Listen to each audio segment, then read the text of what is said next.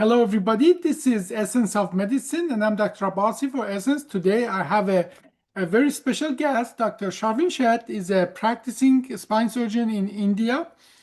Dr. Sheth, please introduce yourself. What qualifies you to talk about staying healthy as a doctor? Thank you so much.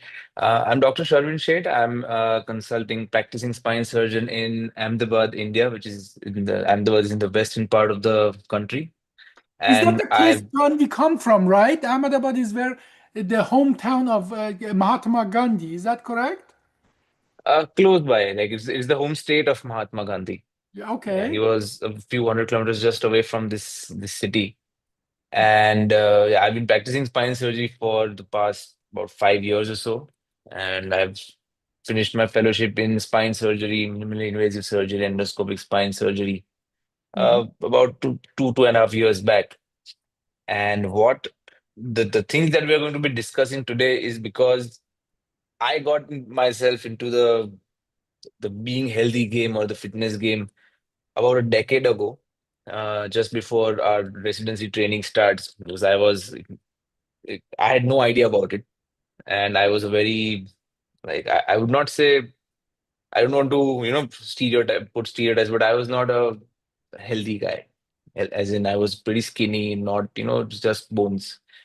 How do, like you have it is one of those metabolic things, like you eat, but there is no amount of exercise. We are just as it is, and then once we get into our residency training, especially in our part of the world, our we come across huge working hours, like very long working hours. There is lack of sleep.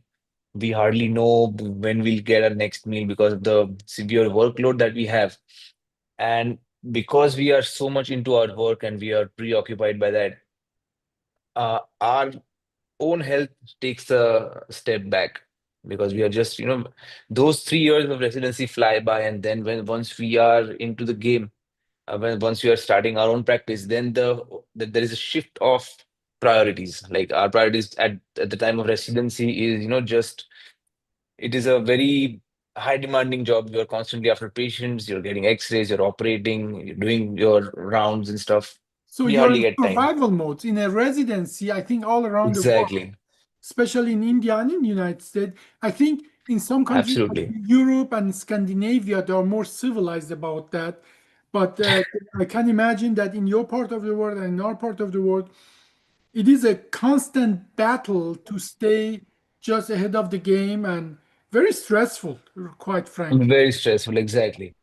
And the thing is, we don't know how to cope up with that stress, because it's like when our body is in stress, it releases the cortisol, which takes care of all our needs. Like, we don't feel tired, we don't feel hungry and stuff, and there is a crash where you're just out of energy. There is a loss of focus as well. So, but as soon as that is done, your survival mode is done, and then once we start the private practice, then the game is different. We are constantly trying to run after patients, get out patient stuff. So again, when we finally get time to take care of ourselves, and we just don't give enough. Like, we'll see about it, especially in our country where medical health is like medical care is so easily accessible. Um, in the sense that if I want to get an MRI right now, I can just walk into a radiology center and there's like, I want this MRI, it's done. I That want to is see a even better physician, than it's United done. States. That is even better. Yeah. United States, you So have to get a what happens, yeah. what happens is that we take medical care for granted, because it is so easily available to us that we sometimes we just don't care that if something happens, medical care is right there, a step away. So that is how. And then once I started getting into the fitness thing, like strength training. Once you start, it's like any subject. Like when you start your neurosurgery program or an orthopedic surgery program, once we are into it, we start reading about it. We start learning about it, see how how it varies. There are so much to do, so many things that can be done, so many subspecialties in a particular field. So once you dive deeper, um, you get a better understanding of what it is. It is not just building muscles, or it's not just cardiorespiratory strength. It's the holistic care of your own. It's not just physical well-being. It takes care of the mental well-being as well. May I ask you, So so you said your residency was how many years? 3 years. Wow. So orthopedic surgery training is a postgraduate training is of 3 years. After which I had spine surgery training for about 3 years. So total of 6 years? Six, yeah, and then undergrads of 5 years as well. Okay. Well, now in United States, obviously, now orthopedic surgery is about at 5 years, and then 2 years of fellowship, Yeah, generally 1 to 2 years of fellowship. So it's very similar. Now, yeah. I remember when I was in my residency, we didn't have any rules regarding limiting working hours. Um, and right now in United States, there are supposed to be some rules that resident should work not more than 80 hours a week. I mean, a regular work hour of a person in the United States is 40 hours. So about 20 years ago, they brought a law that limit the working hours of the resident to 80 hours. And Okay. when they brought that law, we residents were saying, "What? Only 80 hours?" Because we used to work 120 hours a week, like being on call Yeah, all the time and so on. exactly. Yeah, how was your residency? I mean, how many hours would you work and so on? How often would you be on call and so on? So so, where I did my postgraduate training, we had 3 units of orthopedic surgery. So we had to be on call for twice, 2 days a week, and there was always the third Sunday of the year where we used to be on call. So what happens is if I'm on call on Monday and my Sunday is there, then it's like 24, 48, and the next 12. So about 60 hours at a stretch we are at work in Yeah. just the first 3 days. So I would say, yeah, it's approximately the same. About 100, 120 hours a week is the bare minimum. And that is, I've done from a private medical college. It is much worse if you do it from a government college in the sense the working hours are tremendously high because of the workload. Like where I did my senior residency training in orthopedic surgery, it is Asia's largest government hospital. And there it's a huge number. Like every day they operate about 14, 15 cases of orthopedic surgery. Their OPDs are about 100, patients they see Wow. in their OPDRs. So it's a very high volume center where, the even when like even I had what probably 8, 9 postgraduate students under me. And even then they were completely slogged with work because of the severe volume of work that we used to receive. So yes, there is an advantage of learning. Like you get a lot of experience in just the 3 years, but um, at the cost of tremendous working hours. Yeah. Now we had a saying in my residency: don't stand up if you can sit, don't sit if you can lay down, don't be awake if you can sleep. And I remember days that um and we were used to work like 36 hours straight, that I Yeah. remember that I had those second naps, say a few seconds of falling asleep while I was walking. Have you had those experiences? Uh, and like, fortunately, I have not, but I have seen my colleagues just take those few seconds nap when they're scrubbed in the surgery and they're holding the limb in traction, and then Yeah, he just yeah. loses off in traction, and then like, oh yeah, I'm just there. So No. yes, I have definitely seen that happening. How do you stay healthy in an environment like that? How is it So even possible? I think what I felt was that so what we need is a certain amount of time that we need to take out for ourselves. Like no matter, like, I understand postgraduate training, I would probably exempt from this. But after that, what we do is we don't give it, importance to that. So just 30 minutes a day for ourselves is enough to take care of all of it. And it's a matter of 3 weeks is what I read. Like it takes just 3 weeks to form a habit, and once that is set, like your body itself asks for it. Like now, if like if you exercise in any form for about 3 months, then your body starts craving those endorphins and that dopamine hits straight up. So you yourselves will feel that the energy levels are down. You don't feel that uh energetic So to make do it part of anything. your daily habit. Your Yeah, daily so it has to become a reflex. Like how you breathe, how you wake up, like how the circadian rhythm is. Like if you wake up at 6 a.m. 3 weeks straight, the 22nd day your eyes open up by themselves at 6 in the morning. You don't need an alarm for that. In a similar fashion, I think that is how we should just start incorporating that into our daily lives. So, what did you do in your residency to keep yourself healthy? Residency, so residency, we don't get dedicated hours. Like, I can't, it's very difficult to get a certain amount of time, like straight up take 45 minutes every day at a fixed time. Mhm. So I think the best way, what I found was just to, there are a lot of exercises that can be done with your body weight training, simple pull-ups, push-ups, crunches, very simple that take care of the muscle tone and they keep the endurance part of the body as well alive as well. So, and it hardly takes 15-20 minutes is what I felt. It's not like you don't need to spend hours, or you don't need to be 45 minutes or 1 hour. You have to do something. Just Yeah. 20 minutes of constant burst, and it takes care of everything. Mhm. Now, what I did in the residency, I didn't wake up at 6 o'clock. I woke up at 4 o'clock. I had to be at work at 4:30. I had to pre-round, then round with the team at 6 o'clock, and wait until the evening round at 9 o'clock. And then after that, if I was on call, obviously I would stay until the next day, 9 o'clock, before I could go home. But if I wasn't on call, that I could go home to wake up at 4:30 again to be at work again to repeat the cycle.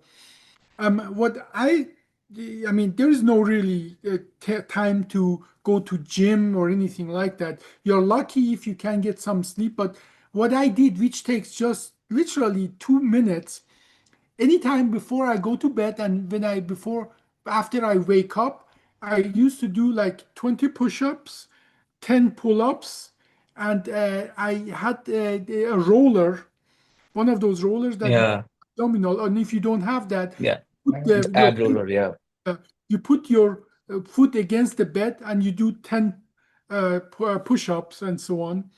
So, and I made it to a routine. Like literally, if I wouldn't do that, as you just mentioned, I couldn't fall asleep. If I wouldn't do that, I couldn't fall asleep because it turned to a reflex for me. And it literally would take about 5 minutes every day. And I was just something missing if I wouldn't do that. Now, I'm just going to tell you that that was not a healthy lifestyle, what we had. Yeah, And we as well noticed that, like they brought those laws after some resident, because they were tired, they did mistakes that end up in patient's death, actually. That's why they brought those laws to limit residence hours. And unfortunately, though, um, this is some people continue that lifestyle even after the residency, even absolutely. after they have choice. Now, how long have you been an attending a consultant in India? In since about 2.5 years. Okay, so now let's say for somebody in your position, obviously staying healthy as a doctor is an important thing. The reason we talk about that, because doctors are not the healthiest people themselves. They commit their life to the life of others. But I can tell you stories about the old school surgeon. Like um, um, every cardiac surgeon that I met, they were chain smokers. Um, this is a true story, and today is not accepted anymore. But first time I was a medical student and I was scrubbing in with a neurosurgeon, and I went to the scrub room and to not change to scrubs, and I saw the surgeon, attending surgeon, very experienced, very good neurosurgeon, opening up the door of his locker, taking a bottle of gin, opening up the cap, turning the cap, filling the cap with a shot, and taking a shot of gin before he starts surgery. And I had no idea. I didn't know what's right and wrong. but he saw me seeing him. He said, Hamid, listen, one shot of gin before the surgery, keep your hand steady. And much later, I discovered most of neurosurgeons are alcoholics. As a matter of Oh, fact, no, yeah, that's true in Germany. I was in Germany. Most of their lifestyle is so stressful. Most of them are alcoholic. yeah. He did need that shot of gin to get steady because if you're alcoholic and you don't have your gin, And your hand will shiver and so on. the withdrawal symptoms set in. So doctors, especially surgeons, we are guilty as charged of absolutely abuse our body and so on. Yeah. So we Now, have already abused our bodies in residency, and right after that, also because of these habits, especially smoking and alcohol, we continue that abuse yeah. and does not go away. So let's talk about, what if another young surgeon comes to you and say, I went through residency, I'm out of shape, I notice I'm different, I cannot do things and so on. Um, what would you advise to that surgeon or doctor? So actually, I did have a couple of colleagues who did ask me about it once. They saw a few posts about me. Like sometimes I keep posting about this stuff on Instagram, and they did approach me and they did ask me in a conference, like, how to keep this up because they themselves felt that once because of their work and because of their not so healthy lifestyle they were slowly gradually putting on that weight which you don't notice in a week's or a month's time, but 6 months down the line they see that photo and like, oh, and then they climb up on the scale and it's just 15 kilos more than what they used to be. You know how I So noticed that? Shavin, I noticed that the first 2 years of my residency, which is many, many years ago, I lived only in scrubs. I never came out of scrubs. After my mm. third year, when I tried to get into my irregular clothes, none of them would fit. That is how I noticed that I have put a lot of weight. Please Yeah. go ahead. So, yeah. So what I suggest is, the first and foremost thing that I say is you have to be patient. There's no shortcut to this. Like, there is no magic drug or magic exercise that is going to get you back to shape in a week's time. And the numbers, the second most important thing I say is consistency. Like, you do it for 3 days and then you're like, yeah, it's all right, doesn't matter, to hell with it. And then again, 10 days later, you want to start. It does not work that way because it's just it's a scientific fact that for your body to even start losing weight or gaining muscle or anything, any change that happens in the body, it requires a jump start, like how an engine is. It does not just start right away. You have to do it for a few weeks just for your body to get that engine turning. And then once it starts, it is a very gradual process. So what I told both of them was, like, you do it for a month, be consistent for a month. And it is not just the exercise, because the second most important, like the third most important thing the mistake that we do is we exercise very well Mhm. and then we eat, there's gluttony, we eat like monsters. So that it's like, you can't fight, you can't pour water on one end and petrol on the other to curb a fire. Is there a special diet you recommend in a situation like that? I would say sugars are the worst. I do myself have a sweet tooth, but ever since I know how painful it is to go through those 50 minutes every day, I've put a complete stop on sugars. Like, sugars are the worst thing that your body can have. It's a very slow poison. Sugar But or carbohydrate as general? I would say simple sugars like Got it. artificial sweeteners, ice Got it. creams, chocolates, Even stuff like that. artificial sweeteners. Yeah, like the ones that are in the aerated drinks and stuff, those kind of artificial sweeteners, not the sugar-free sweeteners which use stevia and kind of stuff. I see, I see. That is, yeah, so these are the worst. Like, they straight up, they're not, they're quickly metabolized, and if they're not required, they straight up get deposited into fat. Instead, replace them with complex carbs or long-term carbs like sweet potato and stuff or brown rice, Got it. because we cannot eliminate carbs from our diet.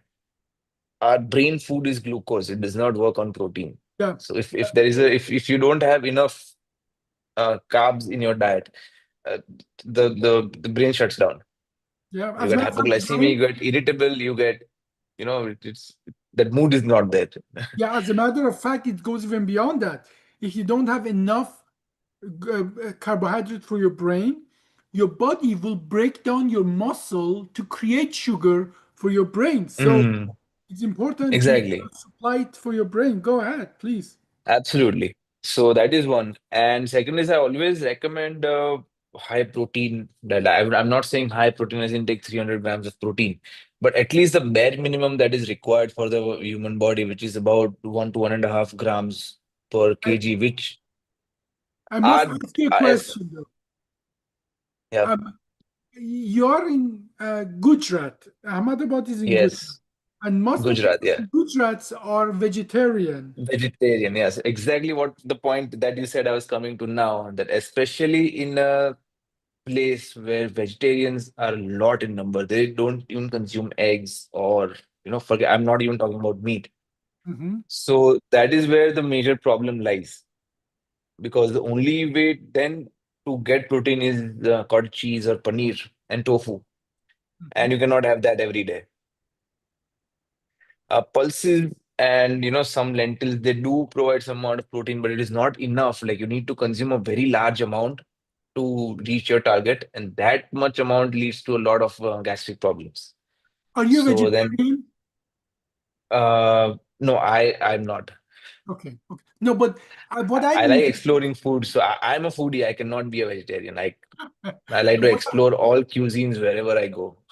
now what I notice it is um what you are talking about is actually become much easier if you consume meat. But if you're a vegetarian, it makes it much harder, especially in some areas they are not even eat eggs or other animal product and so on. That makes it really difficult to keep the diet that is, I mean, it's possible, obviously possible. I saw a lots of healthy people in Gujarat. They were all vegetarian. Or there's another thing that so Jainism, right? Or Jainism. Yeah, Jainism, yes. So But they don't even eat any roots. They don't eat roots, potato, onion, garlic, anything that goes under the ground. They're not supposed to consume that. and they are still healthy because I think over thousands of years they have figured out what combination of other food will give them what they need for a healthy lifestyle. But for somebody who has never been in that, it's going to be more difficult. If somebody who started Yeah, it is.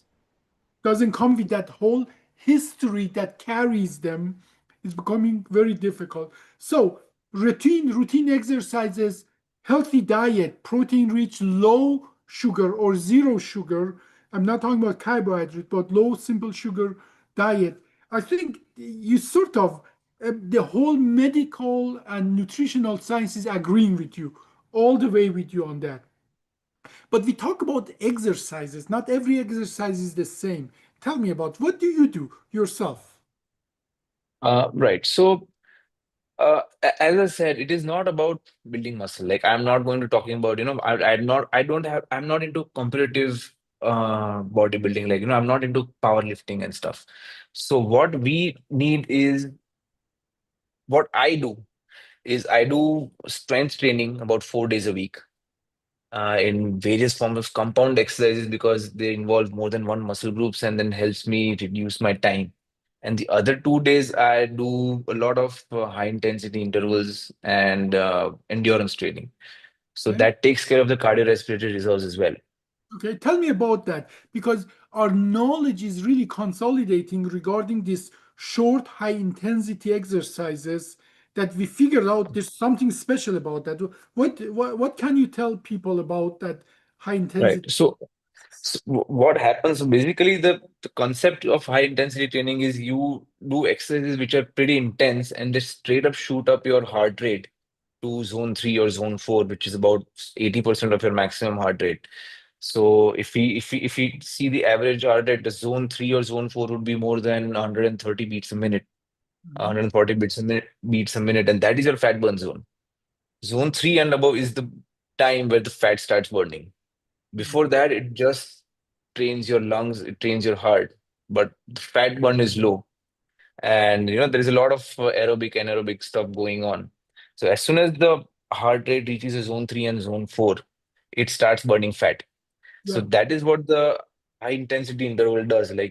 I would give an example of burpees. Like if you do just 10 burpees in those 15 seconds, your heart rate shoots up to about 140.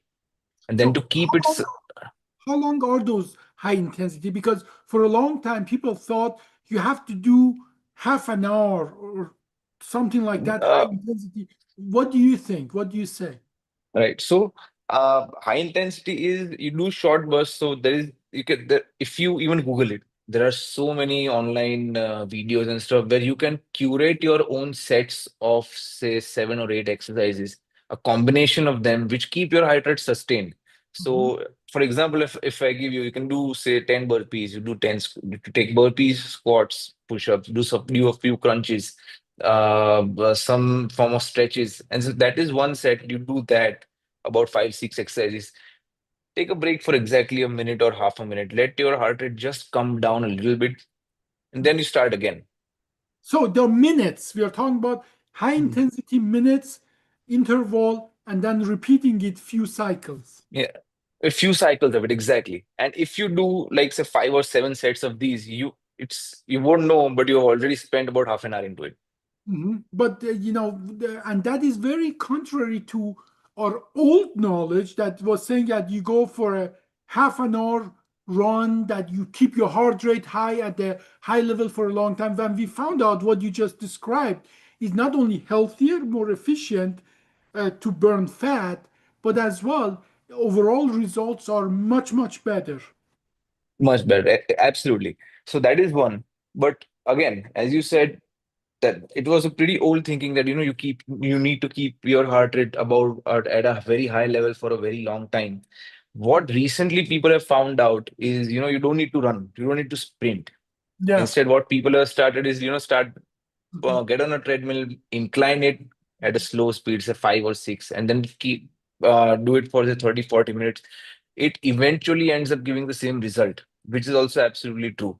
Mhm. So I would say high intensity training is takes care of is mainly it increases your endurance a lot, especially for surgeons. I recommend that is because we have long standing hours, especially in a few surgeries. If there is a deformity surgery, we are standing for 7, 8, 10 hours.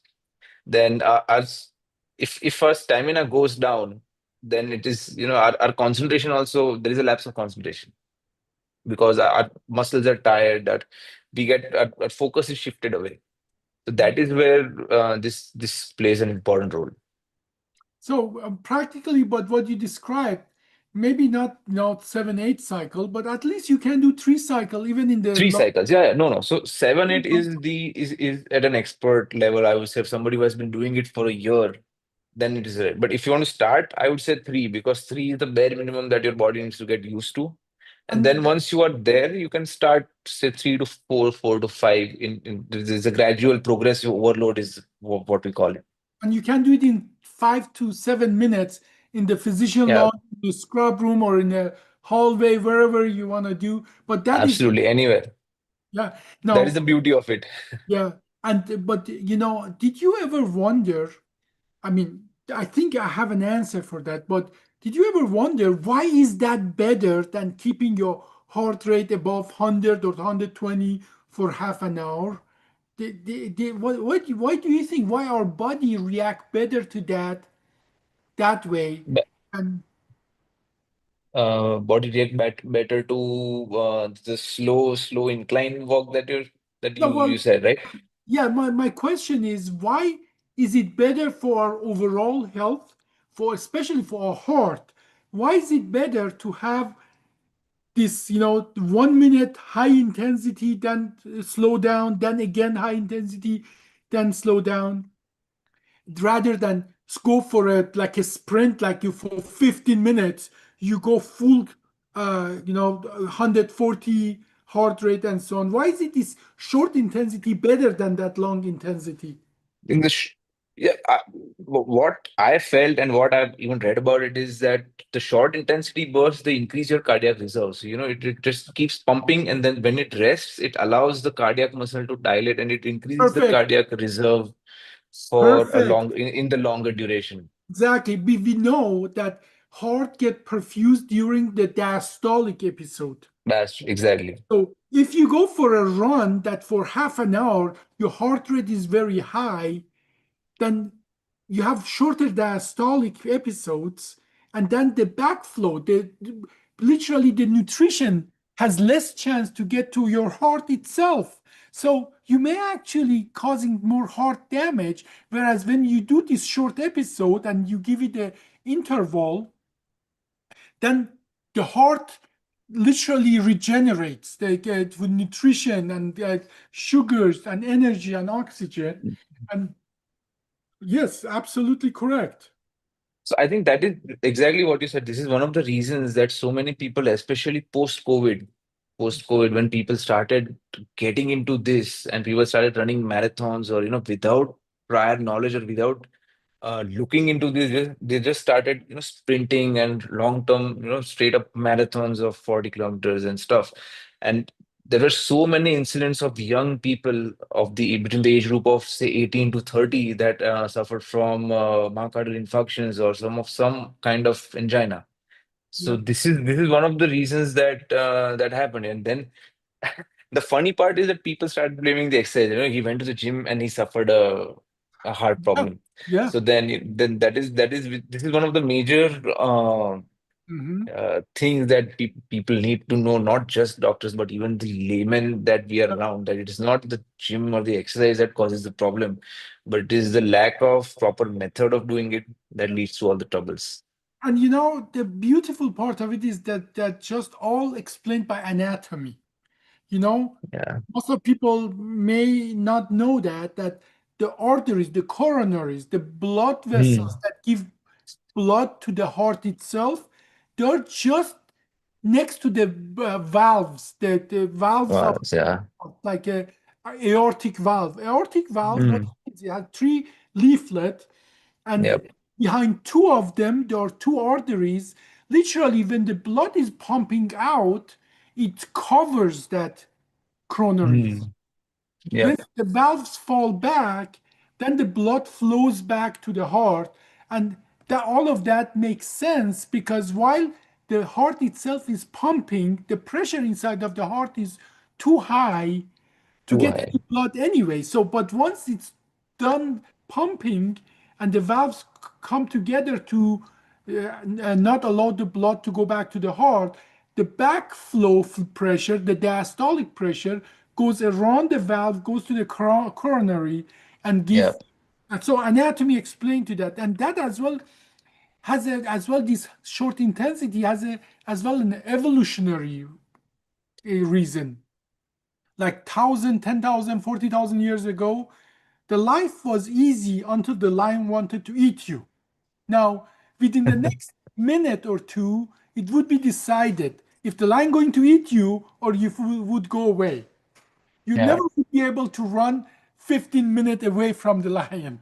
Yeah. Cool. True. So your body is really tuned to this short interval, high intensity, and then relaxation.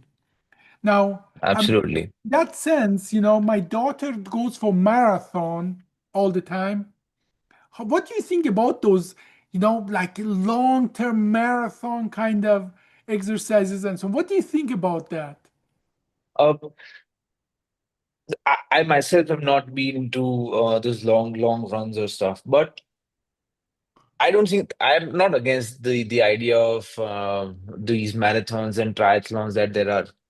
The thing is, it requires dedicated training. You have to have that mindset that if I want to do this, I have to do it in a certain proper way. So I'll give an example. Our anesthetist, who has been our anesthetist for the past so many years, he just finished the Ironman triathlon about 6 months back, and he gave 8 months dedicated for this preparation. It was not like he just woke up one fine day and he's like, okay, now I'm going to do a triathlon and let's do it. he got a lot. He got his body composition analysis done. He met a nutritionist. He sorted out his diets. He used to take, 6 meals a day, 3 hours at It's 3 hours gaps. science. It is a Yeah. So science to do that. it is a science. You have to be it is not just getting up and running 42 kilometers or say, cycling for 180. It requires a lot of training. So he used to, and it was also a gradual process. Like he did not start doing it from day one. So he set targets. My 15-day target is this, my 3-month target is this, my 6-month target is this, then the final race day comes. So it is very like it is like, I envy the people who are able to do marathons because they have great cardiorespiratory strength, like they have great endurance. But it requires a lot of patience and a lot of training to do so. And it's very good that people are able to finish the same. No, I can give you just statistic. We know from high level athletics, like Olympic level or high level athletic, at any age, their joints and their spine is 15 years older than they are.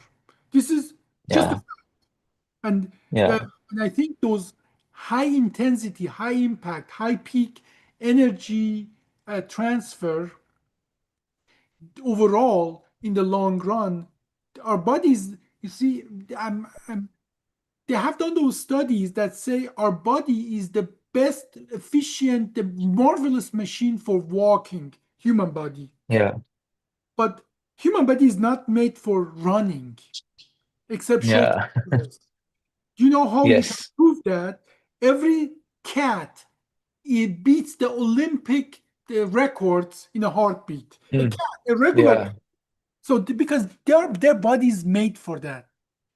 So true. if a random cat is twice as fast as an Olympic sprinter, that means the evolution didn't want us to really be good at that, right? Mm, Like right. cat can jump like um, 10 times of their length. That means Mm, you should be jumped from a street to the third floor if that would relate to us.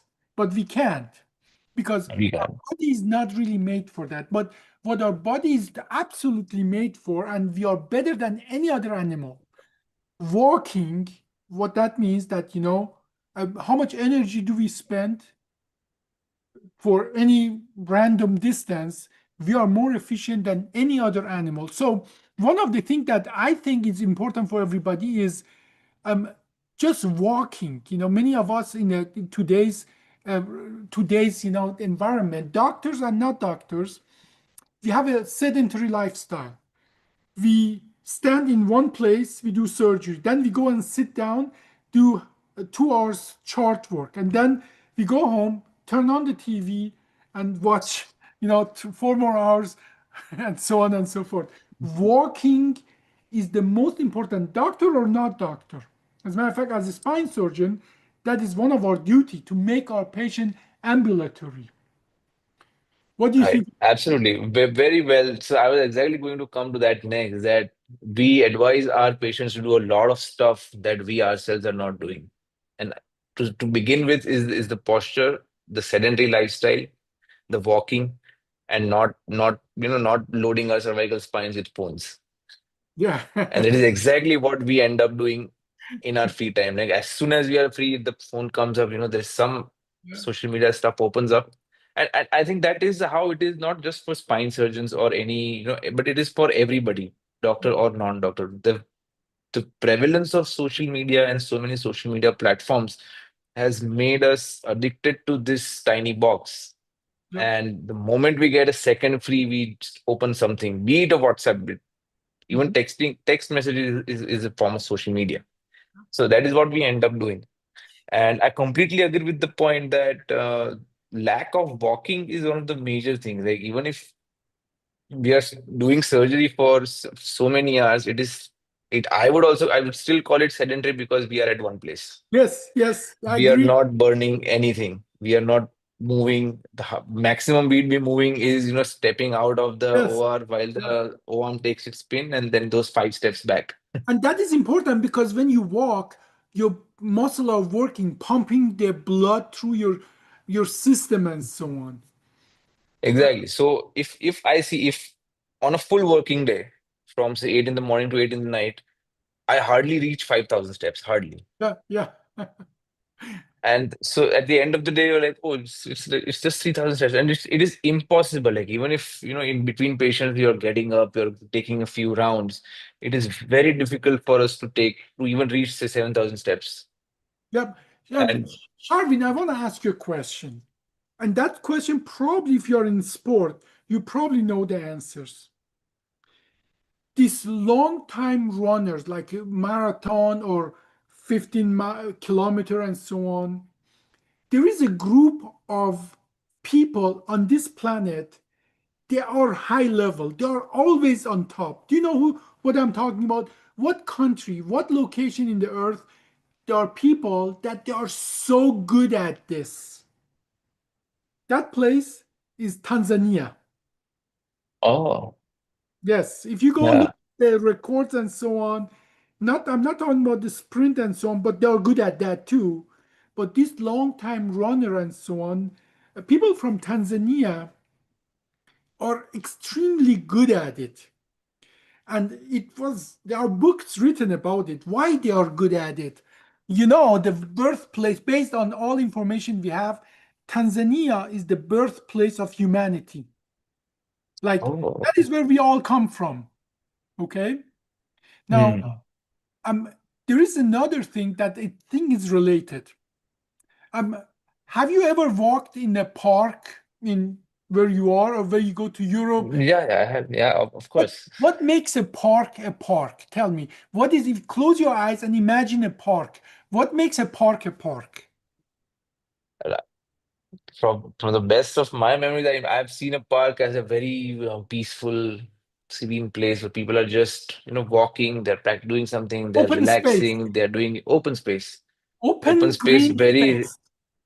relaxing and peaceful is the vibe that is there. This is the studies about that as well. Open green space, some trees, but not too many. So you still Mm, can see wide water, preferably running yeah, water. And if you don't running have water. running water, you have these fountains that they makes the water running. So, Mm, and you have described now Tanzania, where the humanity started, where you have this green pasture, lots of animals. Animals is very good for the park, like if you have birds and so on. So mm, you're in a place, it's green, there is water, there is source of food, there are animals, and if a predator comes from far, you can see it. That is in our psyche. This is in our yeah, psyche, that this is idea of the park. And across the world, if you go to parks, you have these elements because our genetic is engraved to relax in a situation like that. That there's a tree, you can hide on it, you can go on the tree and escape predators. If predator come, you can look for and so on. But then in this environment, we are the best walkers. We can walk yeah. deer or a antelope. We can walk them to death. We walk. We sweat. Human can sweat better than any other animal. No animals can sweat and get rid of the That's heat right. as efficiently as human. Okay, and Yep. so there is a way. Actually, still the people in Tanzania do that, when they want to catch an antelope, they walk against the antelope. Antelopes run, they walk. The antelope run, they walk. Eventually, they can get rid of the heat, but the antelope cannot and dies of a heat exhaustion. And that's how they hunt the antelope. Not because they are faster and so on. So the whole humanity has come to be really good at that. And that's the reason they have still have kept that genetic of they're Yeah. efficient in walking and running. That is why people from Tanzania, often Kenya, Tanzania, they are very close. That is why they always win this on Olympic and so on. They are so Yeah. good. Yeah, Yeah. of course, genetics definitely plays a major role in all of this because if it's not just the phenotype, but if genetically they're programmed in such a way that just what takes a lifetime for the genetics of say the Asian countries, it's just, it's very easy for them Yeah. Now, to achieve. you were talking about something about bringing a routine to your exercises. I think that is totally nails it. We have a concept, we call that life gym. We Yeah, didn't really invented it, but we try to enforce it better than, like, one of the thing is, the doctor's room in my office is the farthest away from the patient's room. And between seeing the patient, I always walk back and forth. So you remember talking about walking and so on. walking, yeah. So we could have put the doctor's room just next to the patient room. But what we do, we put them farthest away. So during the day when they see the patient, they get that walk that they need without even Yeah, noticing that. Or you maybe don't see that in India, but I see it often that people sit in their car, drive half an hour to a gym, exercise for half an hour, and drive half an hour back. yeah, Well, why not just walk or to bike to a gym that is 15 minutes away, or just go when you do grocery buying, instead of taking the car, walk or bike there. So involve your daily activity, your and that's the concept of so-called life gym, that true. that Yeah, you I completely agree with the part that, all our daily, all our, like it the all our daily activities itself should be a part of that, of our daily routine that takes care of the exercise part. But as you said, the parity for the disparity of quality of gyms in our country is the reason for this. I'll give an example. Just last year, I was in the States and I visited quite a few cities, right from LA, Napa, San Francisco, New York, Cancun, Utah, and all of these places I had checked out the gym.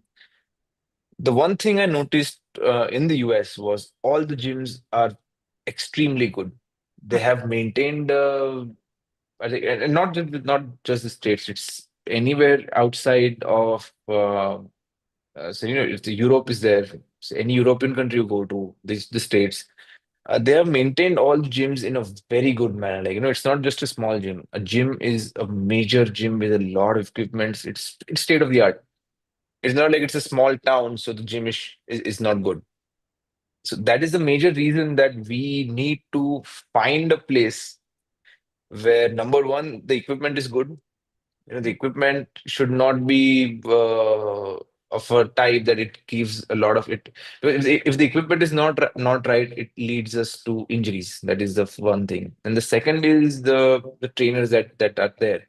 Not all of them are knowledgeable. There's a lot of ego lifting, and they keep pushing without knowledge. All the bad forms, bad postures.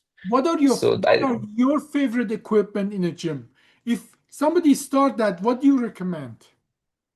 I would recommend machines. Like, the aim of the gym should not be lifting heavy or lifting free weights. Machines are equally effective, if not more, because it keeps your body balanced. You don't have to worry about that. They are safer because, again, the balance you don't have to worry about the balance or getting off balance. And again, don't try to lift more than you can right now, just for your social media, or just to show your friends. Yeah, right. Uh, and I think all machines are great. Like, if my favorite machine would be the leg press, because I that is how I start my week. Okay. Okay. So this machine that in a controlled fashion give you resistance to your muscle, to that volumetric muscle activity. Exactly. Yeah. And it's a myth that you cannot lift heavy in machines. Like, Uh, you can easily lift 150, 200 pounds in machines itself. So, it's the free weight part is just glamour. But if you if you want to focus, then I think machines are very good at being consistent and being safe. what about the cardiovascular machine? What is your favorite? The stepper, the treadmill, rowing machine? What is your favorite? Rowing. I would my favorite would be the treadmill because it's walking is one thing that it's it keeps your mind running as well. Like while you walk, you can. What I do is while I walk, I plan the day. Like while I'm walking, there is nothing else to see. I don't watch anything in the morning, so I'll be planning my day in the sense what I need to do, what patients I have to see, what surgeries are lined up, so that surgery keeps it plays once in my head what is to be done. So Mhm. walking is the best way to keep your mind running. And again, this is a very scientific fact. Like walking keeps your mind active. Perfect, perfect. Now, Second is the rowing. I would go for rowing. rowing. I am not a huge fan of the stepper because of it is dangerous for your knees sometimes. Yeah. Now, last trivia before we call it a day. If you don't have any access to those machines and so on, obviously you can use your body for like push up Yeah. and so on. But as well you can go for walking and running on the street and so on. Walking on sand, grass, asphalt, and so on. If you have all the choices, what do you prefer and why? If I would definitely prefer grass. Yeah, Perfect. grass and Why? barefoot is this. I would. It is the best combination because that feels great. It relaxes your body overall. Again, as you said, parks. Yes, yes, yes. But as well, they have done those studies. You see, when you hit that, there is a peak energy level. Like for a Yeah. millisecond, you put like 5 times your weight on your joint. Yeah. You are on asphalt, all of that energy get transferred very fast. If you're in the sand, that's very soft, but then Mm. the sand, lots of your energy get dissipated. It becomes really difficult to keep on. But the grass has the best actually conversion that you don't have that peak that damage the joint, but then you still have enough that that is why we are good at. You don't lose the energy of walking when you're running if you do it right. You just carry the energy of the last step to the next step. And Next. grass gives you not that those peaks that damage your spine, damage your joint, but you still can keep that energy going. It becomes on top of that, that relaxation that you get, especially if it's a safe environment and so on. And if you, some people, Yeah. not big in the United States, they walk bare feet, but with their feet on the grass. And there are lots of studies that the huge benefit of actual relaxation that you get walking on the grass. So I totally agree with you on that. Now, but that they have done as well those studies. If you have no choice, you're in the inner city and you have to walk or run on the street, buy the most expensive running shoes that you can afford because those peak energy level literally will wear down not only on your spine but as well on all your joint and those highly engineered shoes, they literally simulate you walking on the grass even if you are on asphalt. No, absolutely. So I strongly believe with the last point that, in, especially when it comes to taking care of the body, especially when it comes to all these supplements or the gear that we use, it has to be of a good quality and money should not be a question of choice here. Because the good ones, they are very good, soft, shock absorbing protective soles that Mhm. take care of the shocks that you've mentioned, and it's just ergonomically better is what I feel. Well, Shavin, it's always a pleasure talking to you, and I closely follow your social media posts, which are extremely educational. So, for people who don't know, just go look for Dr. Shavin Shet on LinkedIn. And are you on any other social media that you put your posts? I'm on Instagram as well, yeah. So I usually put on LinkedIn. So educational posts are on LinkedIn as well as Instagram. Excellent. And I'll invite everybody go and look up if you're a spine surgeon, especially, but as well for general information. It's Shavin is always a good source of good information. Well, we come to the end of our podcast. I want to thank Dr. Shet for his time with us. So, and I'm hoping that I can see you next week in Mumbai. Yeah, yeah. We'll be meeting next week in the SNIS in Bombay. Excellent. Well, thank you Yeah. very much for joining us. Thank you. Yeah. Thank you so much for having me. Thank you. Thank you. Bye Have a bye. great day. Bye bye.